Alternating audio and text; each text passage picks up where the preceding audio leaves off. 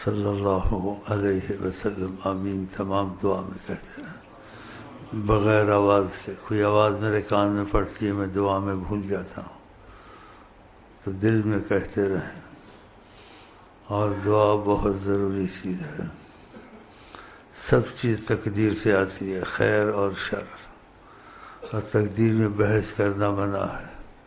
اگر ادھر سے معاملہ ٹھیک ہو جائے تو نیچے محنت یا مشقت سے آدمی چھوٹ جاتا ہے، مسئلے بہت آسان ہو جاتے ہیں.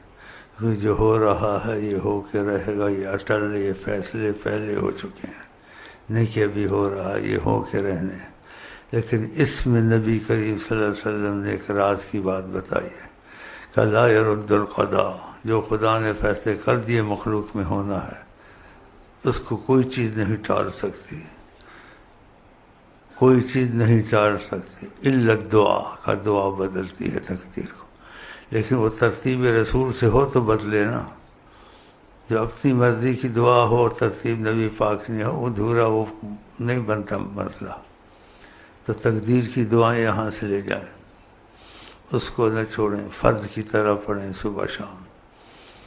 اور سبحان اللہ و بحمدہ، یہ تسبیح نہ چھوڑیں. اس سے ناممکن کام بھی ہوتے ہیں اور رزق بارش کی طرح آتا ہے، رزق بارش کی طرح آتا ہے. اور یہ کھلی اجازت ہے، یہ آپ خود پڑھیں، کسی کو دیں، مشرق مغرب میں پہنچائیں تو اس کا خاص اثر ہوگا. اس لیے بار بھی لوگ ان چیزوں کو پڑھتے ہیں، اثر کم ہوتا ہے. اس لیے اس میں اجازتیں ہوتی ہیں لیکن نبی کریم کا دخل زیادہ نہیں ہوتا. جو سلسلے کی چیزیں ہیں اس میں دخل ہوتا ہے حضرت محمد مصطفیٰ کا، اس لیے وہ اثر بہت تیزی سے ہوتا ہے. جس چیز میں دخل ہو نبی جی کا اس میں معجزے نظر آتے ہیں، رزق میں معجزے نظر آتے ہیں. دشمن کی مصیبت تمہاری کرتا اس کے گلے میں خود پڑ جاتی ہے، اور جو چاہتے ہو وہ ہونے لگ جاتا ہے.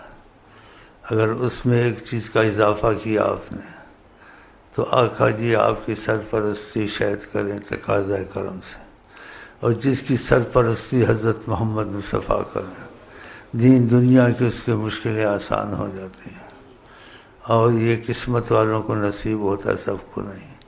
یہ اس کو نصیب ہوتا ہے جو دل دے دے حضرت محمد مصطفیٰ کو، دل نبی جی کو دے دے کہ میں دل میں نیت پکی کر لے کہ آج سے میں ان کا غلام ہوں، میں مرضی مصطفیٰ پہ چلوں گا، اپنی مرضی میری نہیں ہوگی.